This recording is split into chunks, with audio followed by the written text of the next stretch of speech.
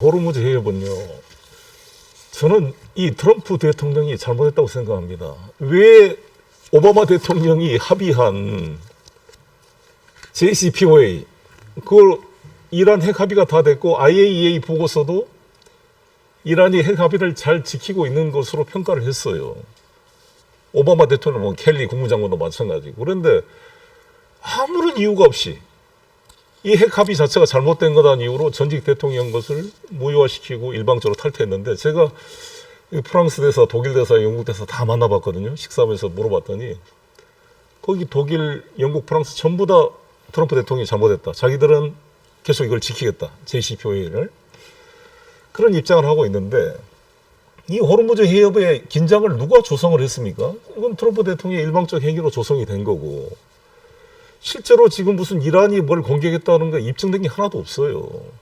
이란과 우리는 관계는 너무 좋습니다. 이란 입장에서는 한국에 대해서 아주 우호적일 뿐만 아니라 중요한 교역 상대국이었는데, 물론 미국이 우리한테 요구하는 게 요즘 많죠. 좀 더 복잡해졌습니다. 트럼프 대통령 들어서 저 방위비 분담금도 액수가 점점 늘어났죠. 그런데 여태까지는 사실은 거의 일방적으로 수십 년 동안 우리는 한미 동맹 체결 이후에 그 수혜자 입장이었어요. 이제 와서는 이 동맹 관계에 있어서 우리가 기여할 바 이런 부분에 대해서는 우리도 이제 생각을 해야 된다는 거예요. 동맹이 저절로 유지되는 것이 아니라 이제는 우리가 기여하는 부분도 필요하다. 이런 차원이고요. 아까도 말씀이 잠깐 나왔습니다만은 우리 상선 우리가 지킬 수 있죠. 하지만 한미 간에 같이 하면은 훨씬 효율적으로 할 수 있는 겁니다. 그런데 지금까지 우리는 미국의 인도 태평양 전략에 있어서 그 중국 남진하에 있는 인공섬 그 부근을 미국이 이제 인도 태평양 전략 차원에서 자유항행 작전할 때 우리는 참여를 하지 않았어요. 일본은 열심히 참여했죠. 전투기도 보내고 무슨 구축함도 보내고 그랬습니다. 그런데 지금 상황에서 호르무즈 해협에 대해서 파병을 요청한다 했을 때는 저희는 적극적일 필요가 있다. 지금은 동북아시아뿐만 아니라 국제 질서에 있어서 세력 판도가 저는 재편성되는 굉장히 중요한 시기라고 봐요. 이런 상황에서 중국, 러시아, 일본은 계속해서 우리를 아마 공략할 겁니다. 또 그들의 목표는 한미일 관계를 느슨하게 만드는 겁니다. 이게 증명이 돼버렸어요. 이번에 독도 도발로 인해서. 이런 상황에서 그러면 과연 우리가 평화를, 한반도의 평화뿐만 아니라 평화를 지키기 위해서 어떻게 할 것이냐 이거죠. 네. 아까 말씀하셨는데 저는 동의할 수가 없는 게 중국과 러시아는 북한의 대남 도발을 용납하지 않을 것이다, 용인하지 않을 것이다 그랬는데 전혀 보장할 수 없습니다. 중국과 러시아가 북한의 대남 도발을 못하게 용납 안 할까요? 저는 그렇지 않다고 봅니다. 지금 상황이라면은 잠재적인 그 적국이 될 수 있다라는 판단 하에 우리가 안보 대비 태세를 갖춰야지. 네네. 우리가 이제 지금도 안전하다고 생각하면 중국이나 러시아는 우리를 전혀 침략하지 않을 나라다 이렇게 판단을 하면은 우리가 뭐하러 국방합니까?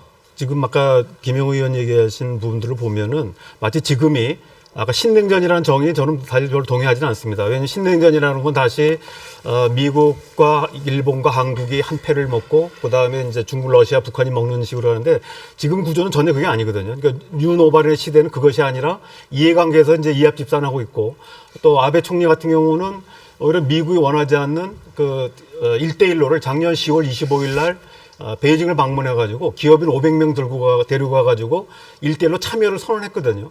근데 우리는 오히려 전면 참여를 지금 주저하고 있거든요. 그 미국의 입장을 고려해서.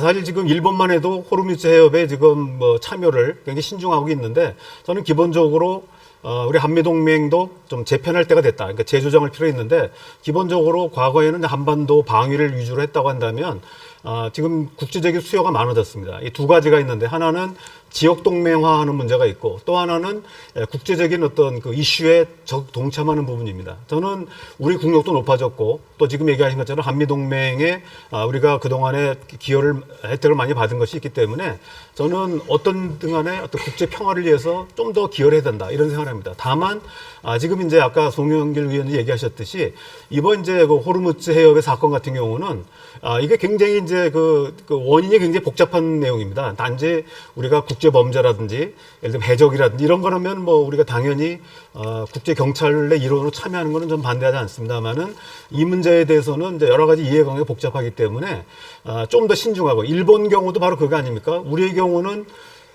이 미국 같은 경우는 이제 셰일가스로 인해서 중동 지역에도 그 원유 에너지 온도가 확 떨어졌습니다. 반면에 우리는 거의 90% 이상을 중동 지역에 의존하고 있는 상황이기 때문에 이런 상황에서 과연 이란과 적대하면서까지 할 필요가 있겠는가? 대한민국이 만약에 정말 지금보다 더 위기에 빠졌다. 경제적인 면에서 안보적인 면에서 누가 우리를 구할 수 있을까요? 누가 우리 대한민국하고 힘을 합해서 이 위기를 극복할 수 있죠? 저는 지금 상황이라면은 굉장히 난감하다고 생각해요. 저는 그래서 문재인 대통령께서 지금 처한 어려운 입장을 압니다. 그럼에도 불구하고 지금 이러한 난국에 있어서 그래도 우리가 좀 믿을 만한 것은 동맹밖에 없다. 네. 그 동맹 관계를 우리가 제대로 복원하는 게 지금 필요합니다. 한미 동맹이 지금 잘 가고 있다면은 고민 안 하겠어요. 저도 호르무즈 해역 다음 기회에 하겠습니다. 얼마든지 얘기할 수 있지만 지금 독도 문제하며 한일 갈등 문제하며 한미일이 이렇게 느슨해지는 이런 극단적인 상황에서는 동맹 네. 관계를 회복할 필요가 있다는 겁니다. 그런 네네. 차원에서 방위비 분담금에도 우리가 카드로 사용할 수가 있는 거예요. 호르무즈 그 파병하면서.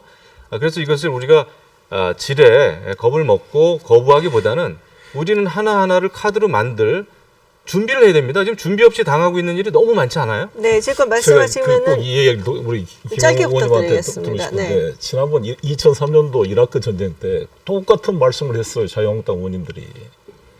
이라크 전에 참여하지 않으면 완전히 소외된다. 우리 동맹이니까 이라크 전이 뭐 도덕적으로 옳든 않든 따지지 말고 무조건 전투병을 파병하자. 자유한국당 의원들이 대부분 그렇게 말씀했습니다.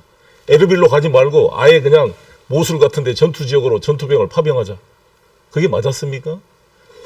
얼마나 이라크 전이 부도덕한 전쟁인지 드러났지 않습니까? 오바마 대통령도 그때 부시에 반대했고 트럼프 대통령도 저런 멍청한 짓이다. 말도 안 되는 전쟁을 했다고 트럼프 대통령이 부시 대통령과 반대해서 지금까지 사이가 안 좋습니다. 두 분이.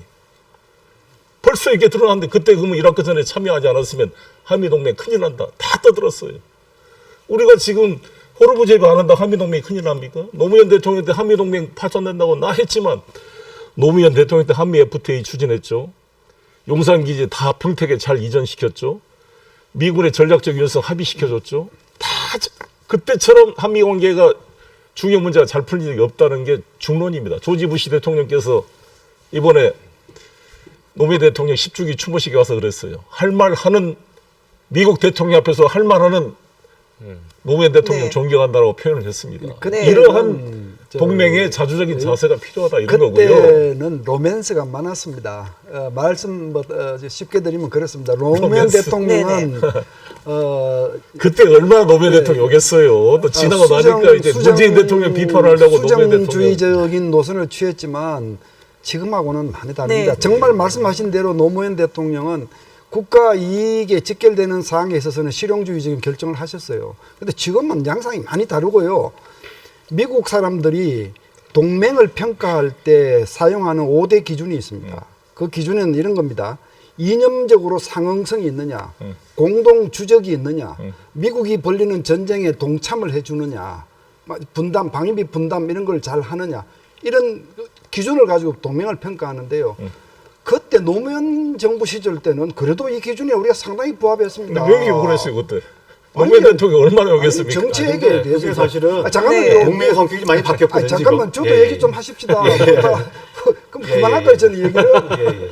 짧게 부탁드리겠습니다. 시간이 부족해서요. 짧게 그럼 제가 부탁드립니다. 그만하겠습니다. 네, 그만하겠습니다. 아니, 제가 뭐 그런 의도는 아니었는데 어쨌든 아니, 말씀드린 그 제가 얘기를 네. 맞아 드릴게요. 한 30초 안으로 부탁드리겠습니다. 사실 호르무즈 해협의 저 호위군에 우리가 동참하고 안 하는 것이 도덕적이냐 아니냐 이런 얘기는 저도 별로 하고 싶지 않고요. 이란하고 관계가 나빠지는 거 굉장히 아쉽게 생각하고요. 뭐 그런 부분은 송 의원님하고 생각이 같아요. 그런데 지금 우리가 처한 동아시아에 있어서 중국이라고 하는 나라는요. 송 의원님이 평가하시는 그런 중국이 아닙니다. 우리 전문가들이 보는 중국은 확실한 잠재적 위협이에요. 중국은 이웃 국가인 한국과 이념적으로 공유하는 나라도 아니고 체제가 같은 나라도 네. 아닌데다가 거기다가 수직적 질서를 요구해요. 수직적 질서를.